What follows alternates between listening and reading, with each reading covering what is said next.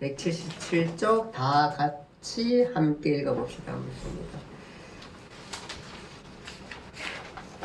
1서, 2서, 3서를 기록한 때가 요한복음을 기록한 때와 비슷한 시기이고 요한계시록 기록한 때와도 멀지 않은 때이니까 그의 글들은 평생을 지나오며 완성된 작품들이라 할 수 있을 것입니다.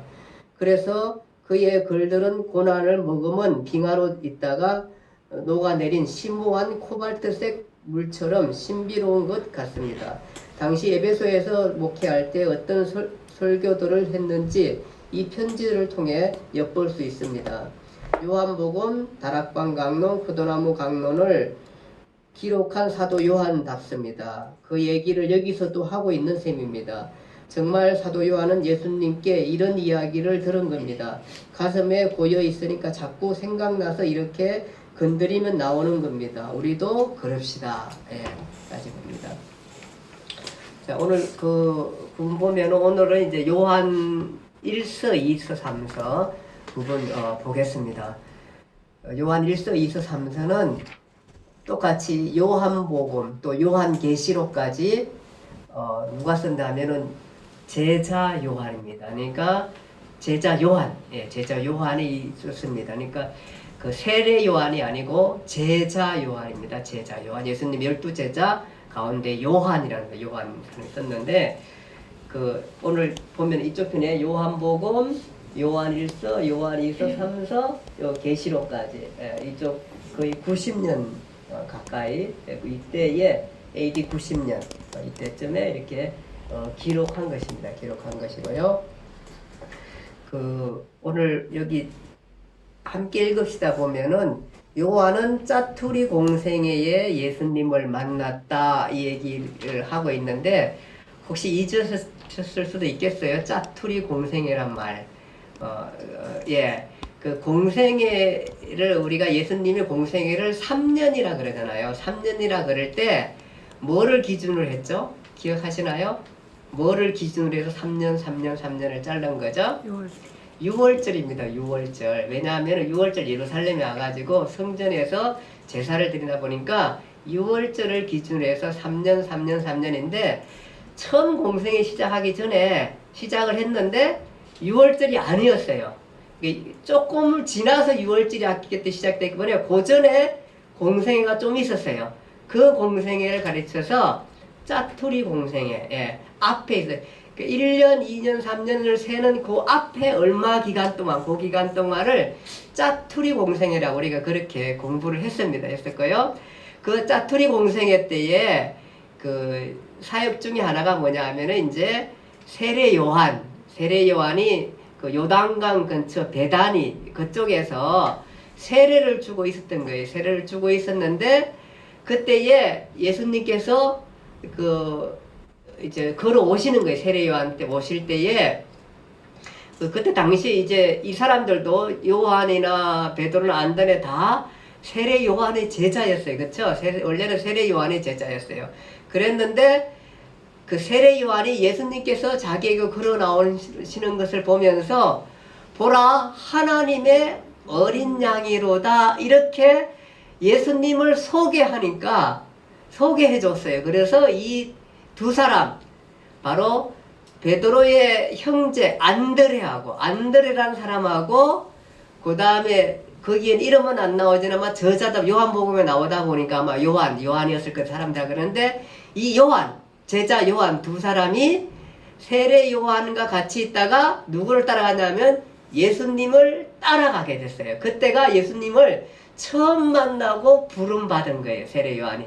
그러니까 굉장히 처음으로 제자들 중에서 처음으로 안드레와 요한이 예수님을 따라갔던 거예요. 제일 먼저 만난 거예요.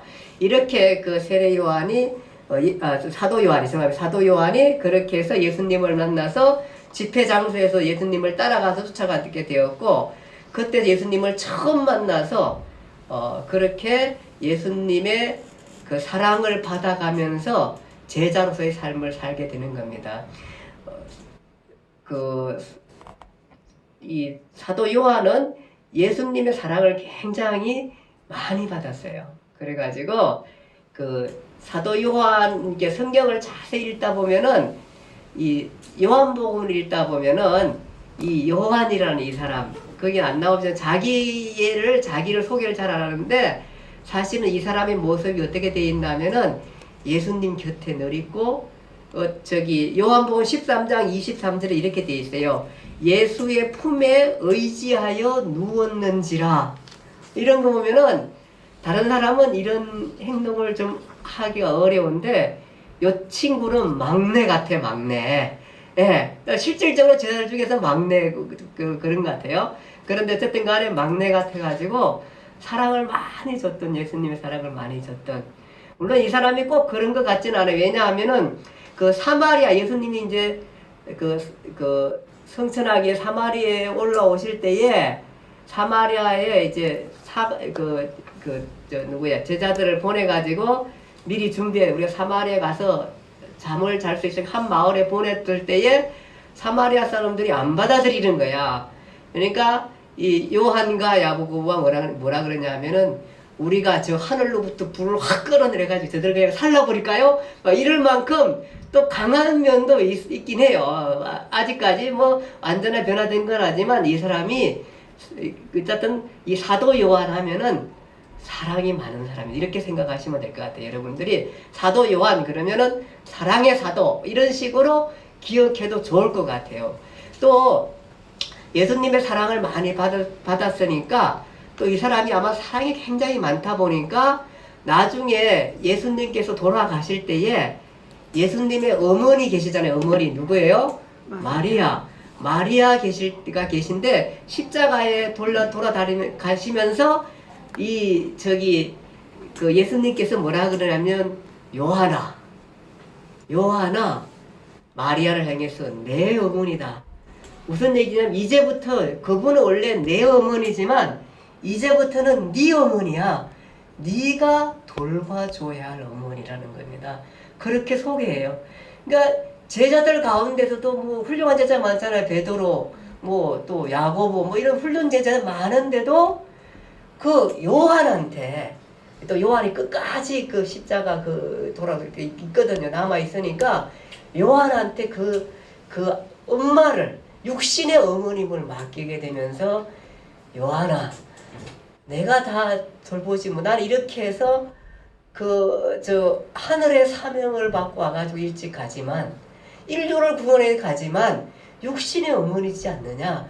그 육신의 어머니 내가 너한테 부탁한다. 이 친구가 얼마나 사랑이 많았으면은 정이 많고 사랑이 많고 상냥하고 이랬으면은 이 친구한테 그걸 맡기고 가잖아요. 그러니까 그렇게 맡기고 가는 건 그렇습니다. 그런데 그렇게 되고 또 이 야고보와 요한의 어머니가 또 대단한 사람이에요. 이 어머니가 뭐라 그러냐 하면은 맞아요. 주님의 나라 임할 때에 내 큰 놈은 우측에 하나님의 나라 정부에 예수 정부의 우측에 좀 세워주시고 작은 놈은 좌측에 세워주셔가지고 이들로 하여금 우의정 좌의정 다 해먹게 하려고 하는 아주 욕심 많은 어떻게 생각하면은 그런데 어떻게 생각하면은 좀 생각하면은 어쨌든 뭐라 그럴까 이 아들에 대한 그 마음이 득심한 엄마가 이 엄마였어요. 그렇게 그러니까 엄마의 사랑도 굉장히 많이 받았던. 근데 엄마의 욕심적인 부분도 많이 있겠죠. 이런 거 보면 이게 뭐냐 한두 번이 아니고 계속해서 쫓아다니면서 예수님한테 그 얘기한 거 보니까 그렇게 얘기했습니다. 그런데 사실 그 어머니의 뜻대로 됐는지 모르지만 사실 어떻게 생각하면은 이 형제 중에 야고보는 제자들 중에 가장 일찍 순교해요. 그 사도행전 12장에 헤롯이 아주 사람들을 죽일 때 제일 먼저 죽게 되고 베드로는 갇히게 되고 이러잖아요. 그때에 그렇게 되는데 그런데 야고보는 처음이지만 또 끝까지 남아가지고 90년 100년이죠. 제자들 베드로 죽고 저기 바울도 다 죽었는데 그때까지 남아가지고 90년 100년까지 남아가지고 이랬던 사도가 또 누구냐 하면은 요한이에요. 요한.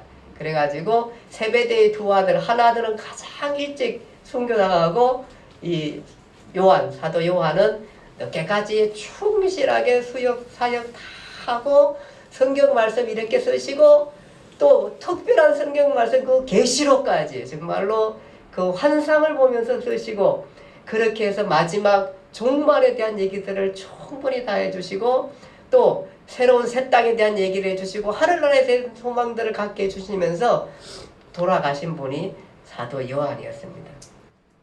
이렇게 해서 그래서 요한복음을 이렇게 기록하게 됩니다. 아마 요한 1, 2, 3, 4를 기록했는데 요한복음하고 요한 1, 2, 3, 4 그 다음에 요한계시록까지 좀 차이가 그렇게 많이 안 나는 그때의 시기에 기록했던 것을 우리가 알 수가 있습니다.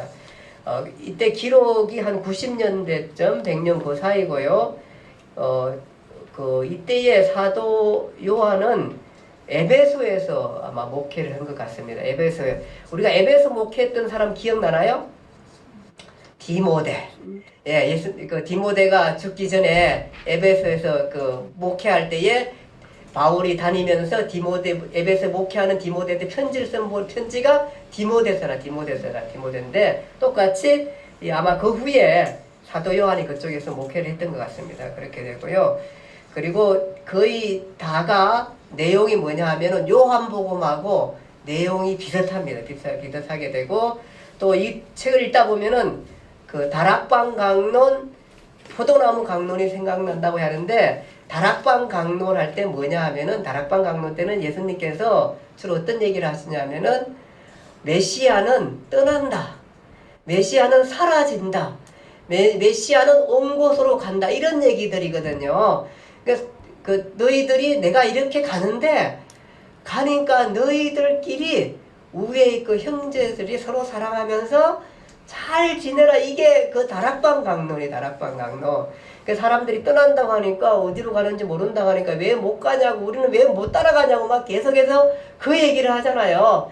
그러니까 이 사람들은 범인이에요. 주님은 온 곳으로 가야 되는 메시아는 온 곳으로 가는 이분이 탁월하신 분이 그리스도가 정말로 온 곳으로 가신다는 거예요. 그러니까 너희가 잠깐 내가 가지만은 다시 오신다 그러잖아요. 이분은 가지만은 그러나 너희가 서로 사랑하면은 사람들이 내 제자인 줄 알리라. 그렇게 얘기하는 그때에 이 요한 1, 2, 3, 4 읽으면 계속 그런 얘기들이 나와요. 특별히 오늘 본문 읽었던 거 계속 사랑하라. 형제들끼리 서로 살아. 그 얘기잖아요. 지금 그 얘기를 계속 하잖아요. 그 얘기를 하게 됩니다. 포도나무 강론도 아버지는 농부고 내 아버지는 농부라 그러고 나는 포도나무에 내 아버지는 농부라 그러고 너희는 그 포도나무에 붙어 있어야지 열매를 맺는다 그러는 거예요. 그러니까 결국은 뭐냐면 너희가 예수와 함께 가야지 열매를 맺고 열매 맺는 삶을 산다. 그 얘기를 하게 되는 것입니다. 그것이 포도나무였는데 아마 이 사도 요한은 직접 예수님과 다녔던 사람이잖아요. 계속해서 다녔기 때문에 이 다락방 강론, 포도나무 강론을 자기가 기록했거든요. 더럽고 직설이 그것을 자기가 기록했거든요. 그러니까 넘쳐나죠. 그 얘기 똑같은 비슷한 얘기를 지금 여기서 지금 하고 있는 거예요. 요한 1, 2, 3서에서도 하고 있다. 이렇게 생각하시면 됩니다.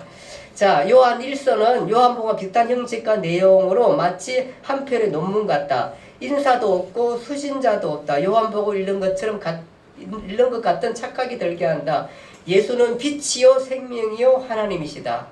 요한복음에 보면 이렇게 말합니다. 태초에 말씀이 계셨고 이 말씀은 로고스라 그러고 이 말씀은 바로 누구냐 하면 예수님입니다. 예수님. 그러니까 성경의 이 메시지 말씀은 사실은 그래서 근위가 있는 거. 이 근위가 있는 게 뭐냐 하면은 말씀 자체가 바로 메시지 예수 그리스도라는 것입니다. 이것을 굉장히 그렇게 표현을 한 것입니다. 그래서 그리스도는 말씀이라 그렇게 말했고 그 다음에 이 말씀이 하나님과 함께 있었고 그 말씀은 하나님이고 그 말씀은 바로 뭐냐 만물이 그로 말미암아 지은 바 되었다. 그러니까 예수 그리스도 그가 말씀인데 말씀이 천지를 창조하셨다. 그러니까 그리스도는 바로 누구냐 하면 하나님 바로 그 자체 그분이시다. 그 얘기를 하고 계신 게 요한복음이 대단하시죠? 예수가 그냥 사람이 아니라 원래 하나님이신 그분이 이 땅에 인류를 구원하기 위해서 오셨다. 제물이 되셨다. 히브리서는 제물이 되셨다. 그러고 여기는 바로 그분이 그렇게 오셨다 그렇게 말씀하고 있습니다. 그리고 그 안에 생명이 있고 이 생명은 사람들의 빛이라. 그래서 요한복음도 빛에 대해서 많이 하고 있고 지금 요한일서도 하나님은 빛이라 우리가 빛 가운데 행하면 하나님과 사귐이 있다 이런 얘기를 계속 하고 있습니다. 그래서 요한복음과 비슷한 형식과 내용으로 마치 한편은 논문과 같다. 예, 그 말씀을 하고 있습니다. 그런가 하면 또 두 번째는 그러므로 예수를 믿는 자들은 사랑하라 하신 새 계명을 지키자 그 얘기를 하고 있습니다. 그래서 서로 사랑하자. 참 이게 사랑이 참 쉽지가 않아요. 이게 왜냐하면은 근데 이게 결국은 뭐냐면 우리가 삶의 공동체나 어디 공동체를 이루는 데에서 가장 기본 중요한 원리가 사랑의 원리고 창조의 원리가 사랑의 원리예요. 창조는 바로 너는 나다 나는 너다 라는 그 사랑의 원리로 이 모든 것들을 이루어가게 돼요. 그러니까 힘들 때에 정말로 욕심이 나올 때에 내 욕심대로 하고 싶을 때에 저 사람도 나라는 생각을 할 수 있어야 된다는 거죠. 그러니까 이 가운데 어떤 일들을 할 때도 이게 우리가 다 생각들이 많이 달라요. 그러다 보니까 이게 생각대로 다 하다 보면은 이 공동체는 깨질 수밖에 없어요. 그래서 어디로 자꾸 우리가 마음을 모아야 되냐 하면은 사랑으로 마음을 이것을 그렇게 성경은 새 계명이라 계명. 그러니까 우리가 계명들이 많이 있어요. 10개, 10개 계명도 있고 많은 그 법률적인 계명들이 많이 있는데 새롭게 준 계명이 뭐냐 하면은 결국은 하나님 사랑이라는 이웃 사랑 이 두 가지 원리 가지고 사랑하고 이 두 가지 원리가 결국은 뭐냐 하면은 십계명이라는 게 십계명이 거기에서 그 십계명의 원래 갖고 있는 가장 깊은 의미는 바로 뭐냐면 사랑이라는 의미라는 거예요. 그것이 굉장히 소중하다는 거예요. 이것이 공동체 원리든 어느 사회를 끌어가든 이렇게 끌어가라는 거예요. 그래서 세상의 원리는 힘과 권력에 의해서 공동체를 유지해 가지만 교회 공동체, 원래 인간 사회의 공동체의 모습은 뭐냐 하면은 사랑, 새 계명을 통한 사랑으로 끌어가는 공동체한다는 거죠. 그래서 형제들이 서로 사랑하라 그 얘기를 하고 있습니다. 그런가 하면 본문 말씀에는 또 예수님의 재림을 기다리고 있는 모습도 봅니다. 주의 강림하실 때에 그 앞에 부끄럽지 않게 의로운 일들을 도덕적인 일들을 좋은 일들을 많이 행하라 그렇게 말씀하고 있습니다. 그 다음에 하나는 아들을 소유한 사람은 영원한 생명을 소유하는 사람입니다. 복음의 핵심이죠. 아들을 소유한 사람은 영원한 생명을 소유한 사람입니다. 5장 11절에 또 증거는 이것이니 하나님이 우리에게 영생을 주신 것과 이 생명이 그의 아들 안에 있는 것이니라. 그러니까 생명은 다른 데 있는 게 아니라 생명은 바로 이제 그의 그리스도 예수 그리스도 아들 그 아들 안에 하나님의 아들 안에 있다는 것입니다. 우리가 참 빛이니 생명이니 이런 것들은 요즘 뭐 세상에도 생명 빛 운동 뭐 이런 것들 이런 것들도 뭐 콘서트도 하고 뭐 이렇게 얘기하는 건데 사실 그 생명은 어디 있냐면은 그리스도 안에 있다는 것입니다. 그리스도 안에 우리가 바로 빛이고 그리스도 안에 있다 그 얘기를 하고 있는 것입니다. 그래서 아들이 있는 자에게는 생명이 있고 하나님의 아들이 없는 자에게는 생명이 없느니라. 왜 이런 얘기를 성경은 계속적으로 할까요? 정말로 절대 양보하지 않습니다. 절대 생명에 대해서 누구한테도 양보하지 않습니다. 생명이 다른 어느 종교에 있다고 말하지 않고 생명이 다른 어떠한 곳에 있다고 하지 않고 생명은 바로 그리스도 안에 있다고 그렇게 계속적으로 성경은 얘기하게 됩니다. 아들이 있는 자에게 생명이 있고 하나님의 아들이 없는 자에게 생명이 없느니라. 이 글을 쓴 목적은 너희에게 영생이 있음을 알게 하려는 함이라. 그를 향해 우리가 가진 바 담대함은 이것이니 그의 뜻대로 무엇을 구하면 들으시리라. 그렇게 말씀하시면서 이 글을 쓴 목적이 영생이 있음을 알게 하렵니다. 정말 대단하다. 그래서 저는 이번에 그 장례식 하면서 생명이라는 게 더 오늘 말씀하면서 빛이라는 생명이라는 이런 것들이 너무너무 더 크게 와닿아요. 사실 우리는 다 그 앞에 서게 되는데 사람들은 그냥 유교식으로 절하고 또 뭐 무당 불론할 수도 할 수 있겠죠. 여러 가지 자기 형식대로 할 수도 있겠는데 도대체 어떤 원리에서 그걸 하는지를 잘 모르고 하고 있다는 생각입니다. 지금 누가 6.25 제사를 왜 드려야 되는지 구체적으로 많이 알고 그 일을 하나요? 정말 좀 따져보고 하나요? 그 일을? 그냥 옛날 우리 선조들 했으니까 나도 하고 또 내 딸들도 하고 내 조카들도 하고 내 손녀들도 하고 그렇게 그냥 하는 것밖에 없어요. 사실은요. 근데 그거 못하게 하면 난리 나죠. 예. 그렇게 되죠. 제가 참 감사했던 거는 사실은 이제 저희 장모님이 돌아가시기 전에 그러니까 여기도 이제 사실 이제 걱정을 많이 했어요. 왜냐하면 여기가 충청도에다가 또 그 옛날에 그 종친들도 있고 이런 많은 사람들이 있으면은 아무리 그 뭐 내가 목사고 교회를 다니고 해도 그리 쉽지 않을 것 같다는 생각도 좀 했고요. 이 장례 예식이. 그런데다가 그 장모님이 마지막 그 병원에 계실 때에 그 뭐라고 얘기해요? 사실은 우리 장모님은 제 아내가 계속 복음을 전해도 대답은 하세요 하시는데 마음은 그래도 큰아들 따라가야지. 그게 우리 장모님의 생각이 돼요. 큰아들 따라가야지. 큰아들 따라가야지. 왜냐하면은 예수 믿었다가 큰아들 잘못될까봐. 이미 잘못 많이 됐어요 사실은. 그런데도 또 큰아들 잘못될까. 예수 믿으면 잘못 안 될 것 같은데 그거 잘못되는 거 보면서도 그냥 그렇게 생각하세요. 그분은요. 그런데 마지막 때 그러면 이제 그만큼 했으면 됐다고 생각하셔요. 이분이. 그만큼 따라갔으면 됐지 이런 얘기를 하세요. 맞아요. 내가 복음을 전하는데 그래서 내가 깜짝 놀랐어요. 맞아요. 그래서 제가 복음을 전하면서 예수님에 대해서 얘기하면서 그렇게 전했더니 생각보다 너무 잘 받으시는 거야. 돌아가시기 전에. 그리고 요단강 가에 섰는데 뭐 그 노래도 또 내가 얘기도 안 했는데 그 얘기도 부르셔가지고 이분이 우리는 그 돌아가시는 생각을 못했는데 아마 본인 혹시 감지했을 수도 있다 생각이 들어요. 그 얘기 찬양을 하는 거 보면서 어쨌든 간에 그러셨는데 그때 제가 걱정한 게 또 하나가 뭐냐 하면은 우리 그 장례식 때 이제 그 큰처남이 절을 세 군데 다녀요. 세 군데. 한 군데도 아니고. 근데 왜 그러겠어요? 여기 가면 뭔가 좀 부족한 게 있고 또 복을 더 받으면 또 한 군데 더 가서 이 부족한 게 있고 저기 한 게. 왜 우리가 아덴 지방에 가니까 신들이 엄청 많잖아요. 엄청 신들이 엄청 많다 보니까 이 신성계 이 신성계 이 신성계 있는데 거기 보니까 이렇게 써 있어요. 아무도 모르는 신에게 이렇게 써요. 그러니까 왜냐면 혹시 이 신 생겼는데 혹시 우리가 또 모르는 신이 또 있을 수 있잖아요. 그러니까 아무도 모르는 신에게 이런 것처럼 똑같이 그냥 절도 한 군데 세 군데 다닌 거야. 그러니 얼마나 힘들겠어요. 그런데 이분이 다행히도 어느 절 한 군데다가 돈을 200만 원 아니 그전에도 많이 부었어요. 많이 부었는데 아마 잘한 것 결정했는데 돈이 띄었대. 그러시면 상처를 입으신 거야. 상처를 입으셨는데 나오셔가지고 저한테 얘기를 하시고 이제 둘이 이제 상주하다 보니까 나는 절을 열심히 했거든요. 옆에서. 그래가지고 하다 보니까 얘기를 하세요. 제가 물어보지도 않았어요. 저한테 얘기를 하세요. 그래가지고 얘기를 하시면서 그 얘기를 하더라고요. 하면서 그 뭐라 그러냐 하면은 상처를 입어가지고 그런지 어쨌든 간에 마음이 많이 좋아졌어요.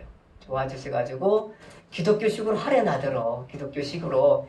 아멘. 예, 그게 참 어려운 거예요. 사실은 기독교식으로 한다는 자체가. 근데 또 그래서 하다 보니까 제사도 지내고 기독식도 하고 뭐 이런 식으로 하긴 했지만 어쨌든 끝까지 정말로 잘 예식을 아주 너무 잘했던 생각이 들어서 너무 감사하고 이 모든 것이 하나님의 은혜였다. 이런 생각을 하게 됩니다. 제가 하면서 사실 염려도 많이 했고 했거든요. 그런데 참 다행이었고 하나님의 은혜였고 마지막 안치할 때는 정말 다 같이 찬양하면서 그렇게 잘 안치할 수 있어가지고 너무 행복했다 생각을 하게 되었습니다. 어쨌든 우리가 그 모든 것들을 보면서 늘 생각하는 건 뭐냐 하면은 생명이니 영생이니 하는 거에 대해서 어느 메시지도 어느 한 것도 사실은 우리에게 가르쳐 준 게 없고 그냥 우리는 습관대로 모든 것들을 하게 돼요. 제사 지내는 것도 거의 습관이에요. 사실 습관인데 그렇게 드리는 거거든요. 알아서 드리는 게 아니에요. 그리고 정말로 요즘은 정말로 무슨 귀신이 온다 생각도 안 해요. 또 옛날처럼 뭐 정말 다 갖춰 드리지도 않고 그냥 약해가지고 드리거든요.